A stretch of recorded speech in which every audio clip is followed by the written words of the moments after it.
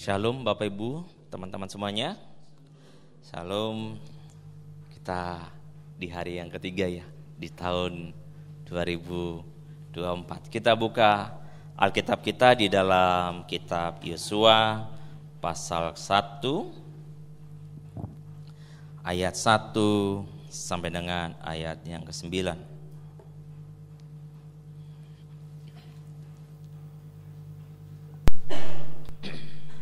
Yosua pasal 1 ayat 1 sampai dengan 9 kita baca bergantian. Yang kaum wanita nanti ayat genap, yang kaum pria yang ayat ganjil ayat 1. Jadi kita mulai dulu dari yang 1. Yosua pasal 1. Kita baca bergantian, yang kaum pria terlebih dahulu, nanti yang kaum wanita ayat kedua, dan terus kita bergantian. Yosua pasal 1 ayat 1 sampai dengan 9, 2, 3.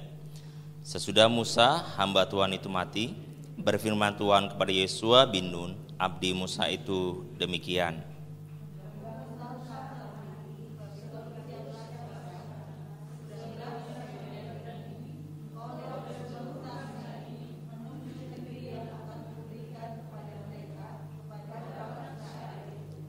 Setiap tempat yang akan diinjak oleh telapak kakimu, kuberikan kepada kamu, seperti yang telah kujanjikan kepada Musa.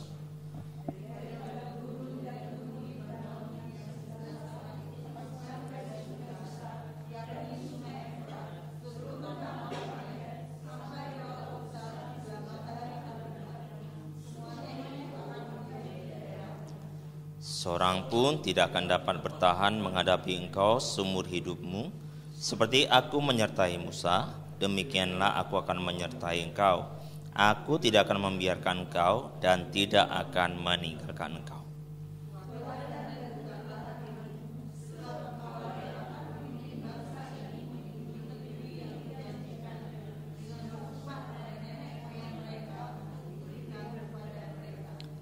Hanya kuatkan dan teguhkanlah hatimu dengan sungguh-sungguh.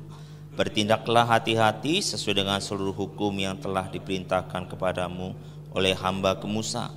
Janganlah menyimpang ke kanan atau ke kiri, supaya engkau beruntung kemanapun engkau pergi.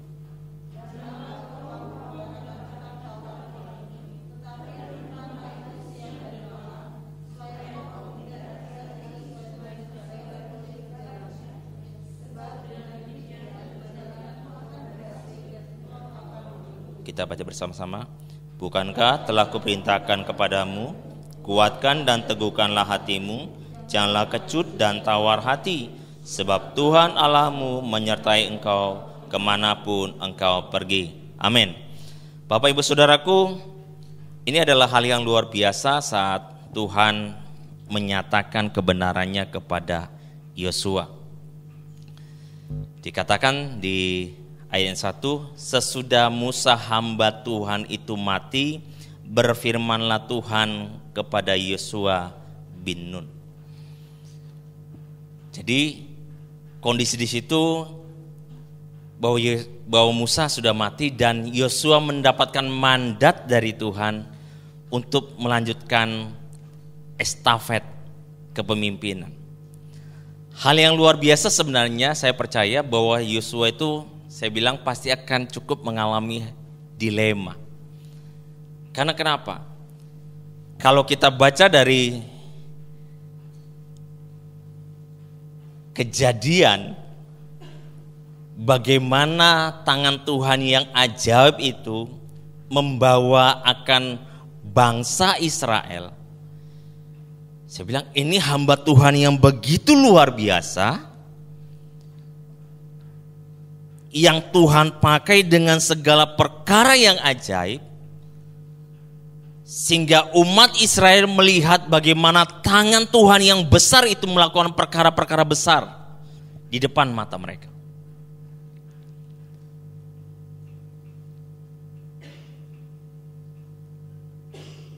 Karena firman Tuhan katakan bahwa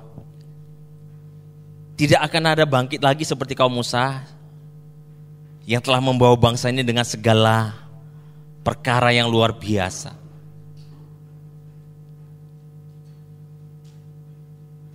Jadi saya percaya Yosua, maka saya ulang lagi, pasti mengalami dilema. Biarpun kita tahu bahwa Yosua itu menjadi abdinya Musa, jadi kemanapun Musa dia akan ikut. Yosua pasti akan selalu ikut. Dan akan kebesaran Musa, saya percaya Yosua juga tahu.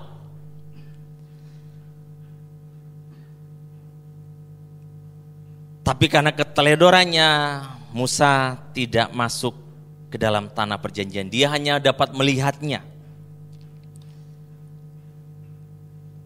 Itu tanah yang akan Tuhan berikan kepada bangsa Israel.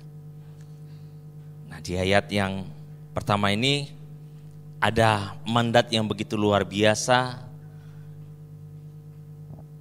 yang Yosua harus lanjutkan.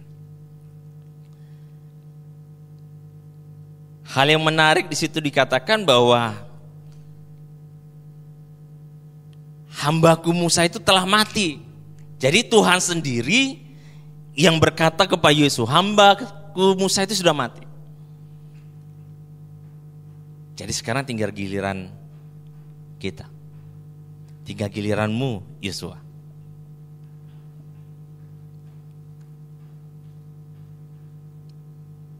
Jadi di balik perkara luar biasa yang sudah Allah kerjakan lewat Musa, sekarang Allah juga mau kerjakan lewat Yosua.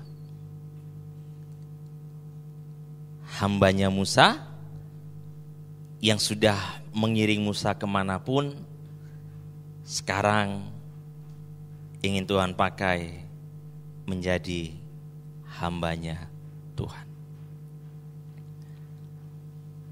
Bukan lagi abdinya Musa, tapi menjadi abdinya Tuhan.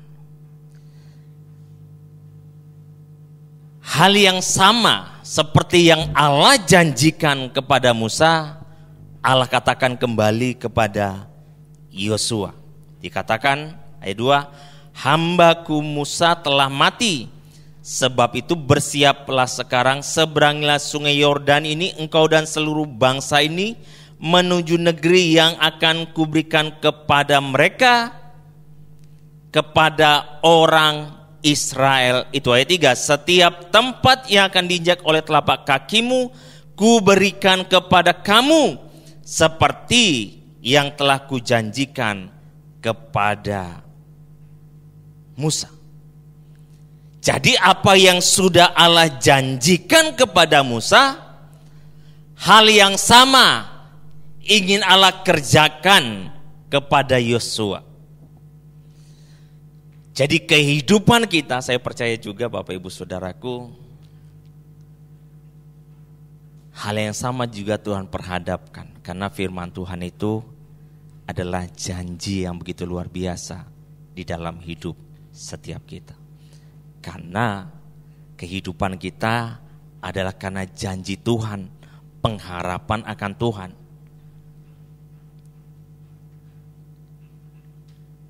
Jadi dengan perkataan yang sama yang Tuhan sampaikan kepada Musa, Allah sampaikan kepada Yosua. Begitu juga kehidupan kita sebagai orang-orang percaya, biarkan juga janji Tuhan menjadi bagian untuk kita bisa berjalan di dalamnya. Sehingga pengharapan kita akan Tuhan itu tidak menjadi sia-sia. Karena kita tahu bahwa ada janjinya yang begitu luar biasa di dalam kehidupan kita, pengiringan kita kepada Tuhan.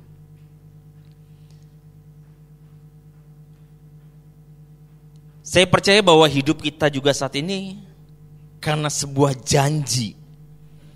Ada sebuah perjanjian darah yang sudah Yesus kerjakan sebagai penebusan yang begitu luar biasa. Sehingga ada sebuah pengharapan di dalam hidup setiap kita untuk kita berjalan bersama dengan Tuhan. Ada sebuah perjanjian. Dan Tuhan katakan bahwa Dia akan sediakan kehidupan yang kekal itu bagi setiap mereka yang percaya kepada Dia. Jadi kita hidup oleh karena sebuah janji. Janji pengharapan dan janji penebusan yang sudah Allah kerjakan lewat Yesus Tuhan. Malam hari ini kita akan belajar dari pribadi Yosua bagaimana kita dapat berjalan di dalam janji Tuhan. Dan kita bisa di awal tahun ini dapat sungguh berjalan dengan janji Tuhan di dalam kehidupan kita. Karena saya percaya tidak ada hal di dalam pengirangan kita di dalam Tuhan itu sesuatu yang mudah. Tidak, saya percaya pasti tetap akan ada lika-likunya. Tetap akan ada kerikil-kerikilnya. Karena kita masih hidup di dalam dunia dan proses itu terus berjalan. Nah, kita akan lihat bagaimana kita sebagai orang-orang percaya untuk kita dapat berjalan di dalam janji Tuhan di dalam kehidupan setiap kita. Dikatakan di ayat yang kelima, firman Tuhan seperti ini berkata, seorang pun tidak akan dapat bertahan menghadapi engkau seumur hidupmu. Seperti aku menyertai Musa, demikianlah aku akan menyertai engkau. Aku tidak akan membiarkan engkau dan tidak akan meninggalkan engkau. Ayat 9. Bukankah telah kuperintahkan kepadamu, kuatkan dan teguhkanlah hatimu, janganlah kecut dan tawar hati. Sebab Tuhan Allahmu menyertai engkau kemanapun engkau pergi. Bahwa Tuhan menyertai setiap orang-orang percaya. Hal yang pertama ini bahwa Allah menyertai kita di dalam kehidupan setiap kita. Dikatakan tadi ya kalimat tadi bahwa seperti aku menyertai Musa, demikianlah aku menyertai engkau. Tuhan tegaskan kepada Yosua bahwa sebagaimana dulu aku memimpin Musa ini melakukan segala perkara yang luar biasa, Tuhan katakan kepada Yosua, hal yang sama Yosua, aku kerjakan di dalam kehidupanmu. Jadi untuk kita bisa berjalan di dalam janji Tuhan di dalam kehidupan setiap kita, kita butuh namanya penyertaan Tuhan. Karena janjinya adalah janji Tuhan. Untuk kita bisa masuk ke dalamnya, ya kita butuh Dia yang terus mensupport kita.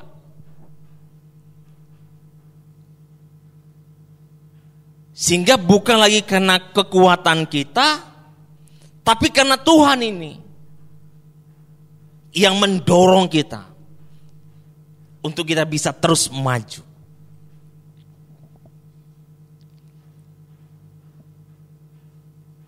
Saya percaya bahwa kehidupan kita saat ini juga semua karena adanya penyertaan Tuhan yang ajaib di dalam hidup kita. Amin.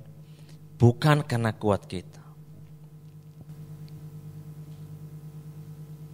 tapi karena ada Tuhan.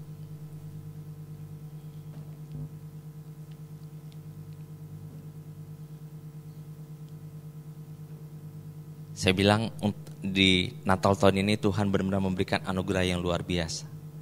Kenapa Bapak Ibu Saudaraku? Karena menjelang Natal yang besar sakit, selesai Natal yang kecil gantian. Jadi saya bilang, wah anugerah Tuhan yang luar biasa. Saya itu sebenarnya sudah ancang-ancang ngambil cuti. Wah menikmati Natal dan Tahun Baru. Ternyata setelah Natal yang besar harus nginap di rumah sakit, ya saya di rumah sakit. Saya bilang hal yang luar biasa nih Tuhan. Hal yang luar biasa. Terus habis itu gantian adiknya. Saya bilang, Tuhan, wah mantap. Luar biasa. Waktu pas kemarin mau ibadah tutup tahun kan sebenarnya saya pengen datang ibadah pagi. Cuman kondisi tidak memungkinkan. Ternyata yang kecil itu diare. Dari pagi itu diare. Sebenarnya saya pengennya tuh datang barengan. Saya tetap ingin kalau ibadah itu pengennya barengan. Sama keluarga itu pengen datang barengan. Istri bilang, udah papa aja yang berangkat.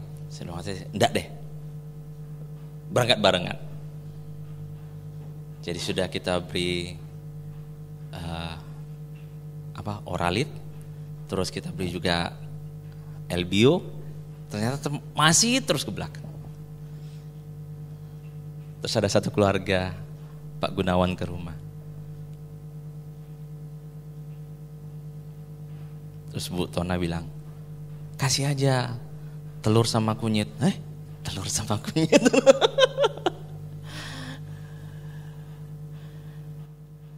Ternyata langsung mampet. Saya bilang malah kayak Tuhan utus.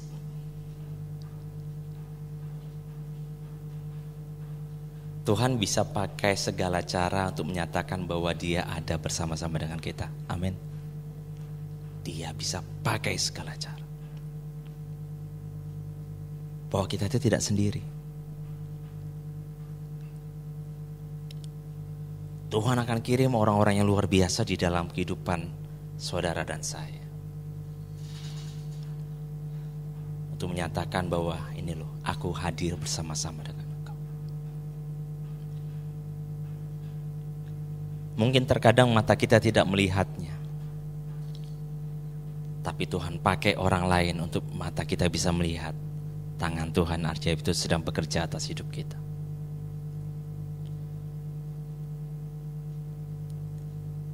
Mari percaya bahwa kita butuh namanya penyertaan Tuhan di dalam hidup kita. Dan Dia janjikan bahwa Dia menyertai kita. Dia Immanuel itu, amin. Kita baru merayakannya. Dia Immanuel itu di dalam kehidupan setiap kita. Sehingga firman Tuhan katakan bahwa tidak ada seorang pun yang dapat bertahan menghadapi engkau. Bukankah itu hal yang luar biasa?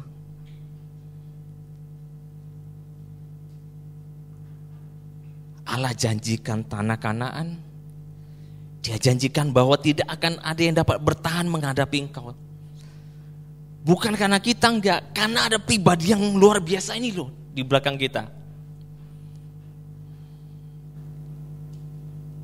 Ada sebuah lagu sekolah minggu berkata, aku pahlawan kecil, Yesus panglimaku. Kita pahlawannya kecil, tapi panglimanya besar, saudara. Amin.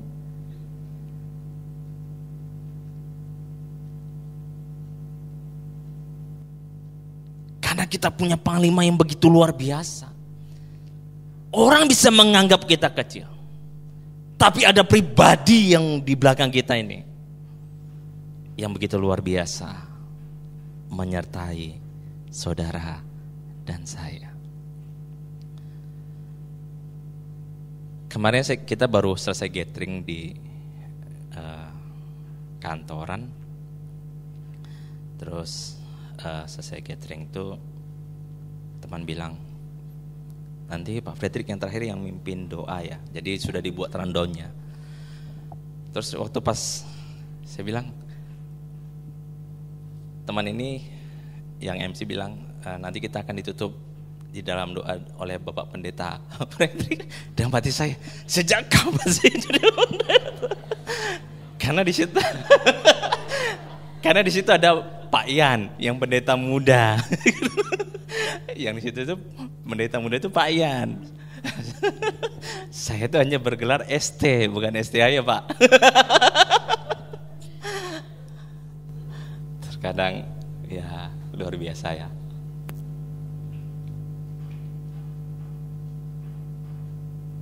Percaya bahwa tangan Allah kita menyertai kita. Kalau tangannya aja menyertai kita, percayalah.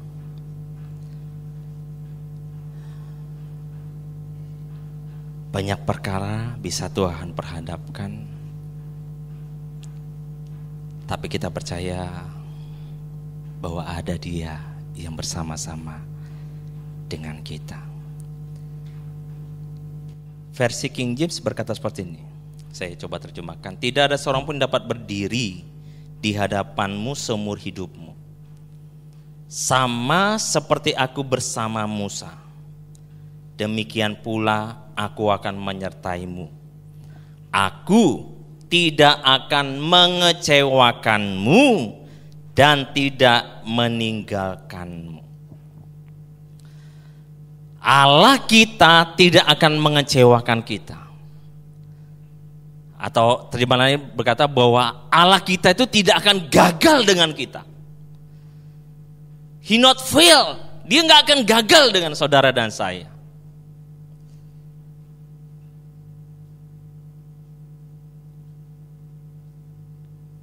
Jadi apapun yang akan Tuhan kerjakan, apa yang sudah menjadi janjinya di dalam kehidupan saudara dan saya, Dia akan kerjakan dan tidak akan gagal.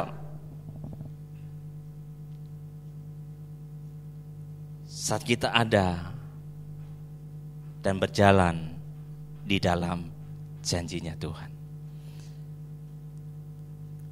Karena tadi saya katakan bukan karena kekuatan kita, tapi karena Tuhan yang memegang janjinya kepada Musa. Terus Tuhan katakan kepada hal yang sama kepada Yosua. Jadi Tuhan yang pegang janjinya.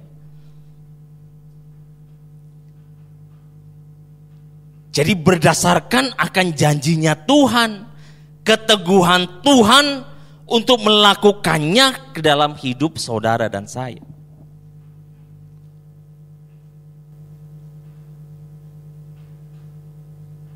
Karena Tuhan tidak akan mungkin mengingkari akan janjinya.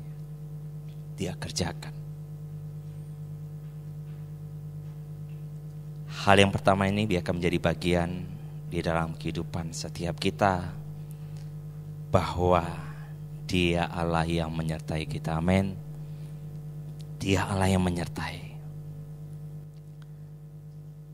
Matius 28 ayat 20b firman Tuhan berkata bahwa dan ketahuilah aku menyertai kamu senantiasa sampai kepada akhir zaman.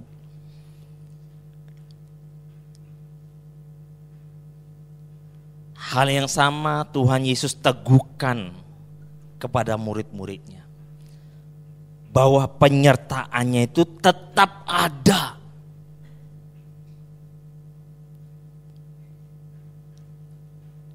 Pernyataannya itu tetap ada.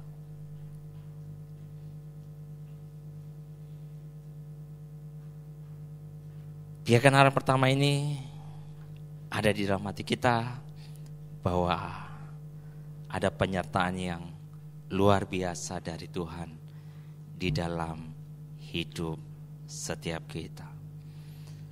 Hal yang kedua, firman Tuhan katakan seperti ini, ayat 6, 7 dan 9 firman Tuhan berkata seperti ini. Kuatkan dan teguhkanlah hatimu, sebab engkaulah yang akan memimpin bangsa ini memiliki negeri yang kujanjikan dengan bersumpah kepada nenek moyang mereka untuk diberikan kepada mereka. Hanya kuatkan dan teguhkanlah hatimu dengan sungguh-sungguh. Bertindaklah hati-hati sesuai dengan seluruh hukum yang telah diperintahkan kepadamu oleh hambaku Musa. Janganlah menyimpang ke kanan atau ke kiri supaya engkau beruntung kemanapun engkau pergi. 9. Bukankah telah kuperintahkan kepadamu, kuatkan dan teguhkanlah hatimu. Hal yang kedua untuk kita tetap dapat berjalan di dalam janji Tuhan, kita butuh namanya kekuatan dan keteguhan hati. Kalau saya coba lihat dalam versi yang lain dikatakan kita butuh kekuatan dan keberanian.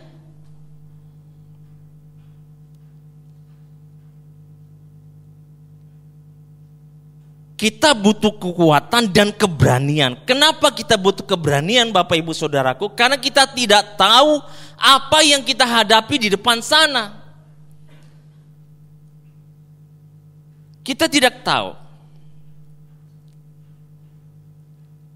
Sehingga kita butuh keberanian untuk kita bisa melangkah.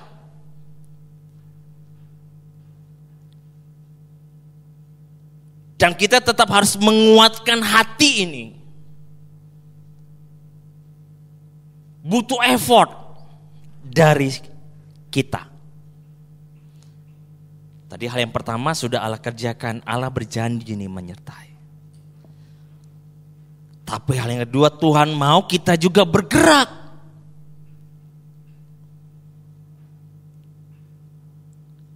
Untuk kita bergerak, kita butuh namanya kekuatan dan keberanian untuk kita bisa melangkah. Ini yang kita butuhkan di dalam kehidupan setiap kita. Jadi mari kita menguatkan hati ini dan percaya bahwa janji Tuhan itu akan terjadi. Dan kita butuh keberanian untuk kita melangkah.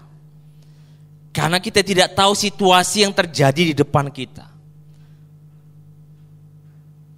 Di benak kita bisa merancangkan segala sesuatunya.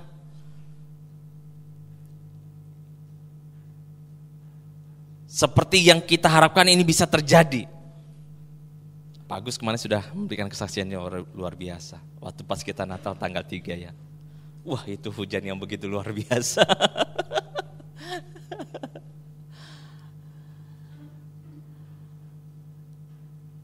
Kita merancangkan segala sesuatunya. Dan kita berdoa yang terbaik untuk Tuhan kerjakan. Dan Tuhan berikan hujan yang terbaik, yang luar biasa.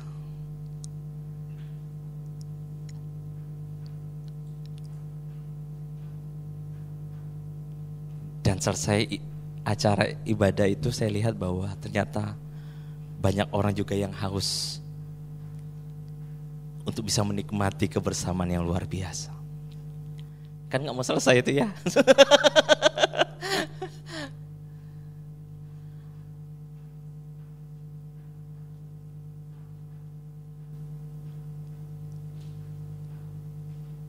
Mari kita menguatkan hati kita. Karena kita tidak tahu situasi yang terjadi di depan kita. Kita bisa merancangkan segala sesuatunya, tapi kita nggak tahu apakah ini yang akan terjadi dengan berhasil. Maka kita tetap butuh keberanian. Biarpun mungkin terjadi tidak seperti yang kita harapkan. Bisakah kita tetap berani melangkah? Karena saya percaya tetap ada berkat Tuhan di sana. Amin.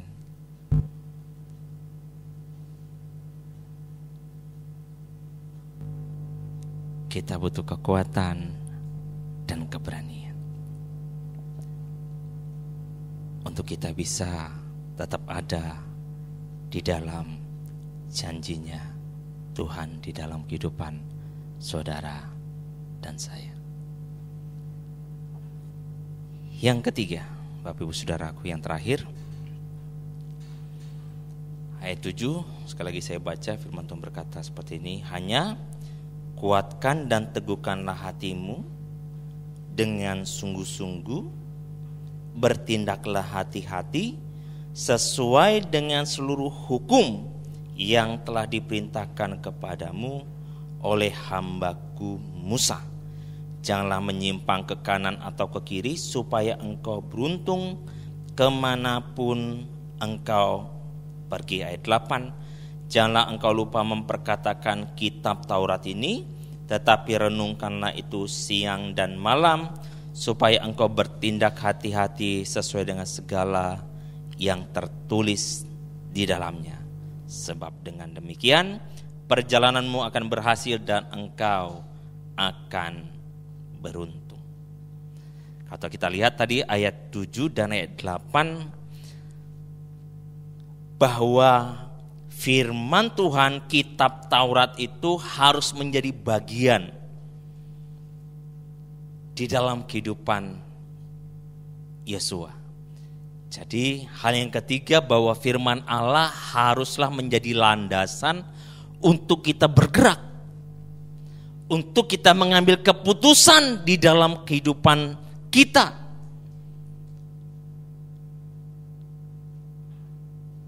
Firman Allah yang menjadi dasar untuk kita bertindak.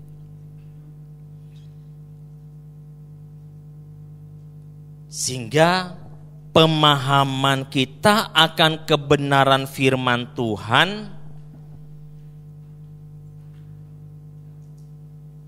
yang seharusnya mendasari kita untuk kita berjalan, untuk kita bertindak. Jadi bukan berdasarkan akan diri kita sendiri, tapi berdasarkan akan janji Tuhan, kebenaran firman Tuhan, itulah yang mendasari kita.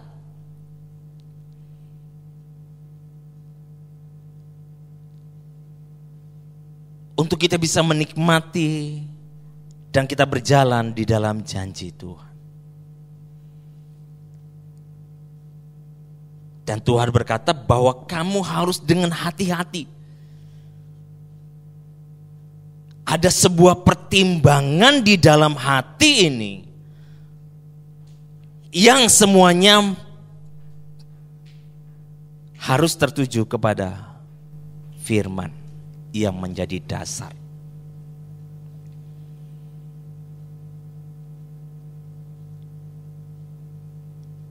Jadi bukan sebuah keputusan yang gegabah, bukan sebuah keputusan yang sembrono, tapi keputusan yang berdasarkan pertimbangan kebenaran firman Tuhan di dalam hidup setiap kita.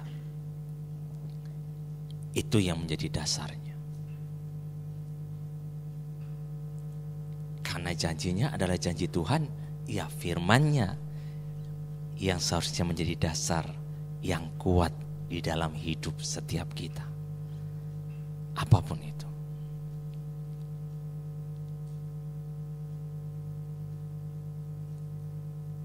Kita bisa memakai pengetahuan kita seperti yang tadi saya saksikan. Hal yang kita kerjakan, saya sama istri untuk anak, ya seperti yang kita tahu.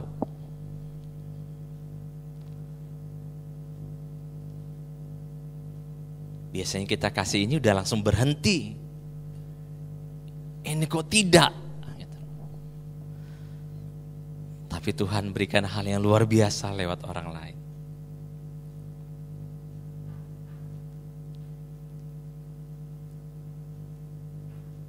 Di dalam hati saya terus terbersit, Bapak Ibu Saudaraku. Oh iya.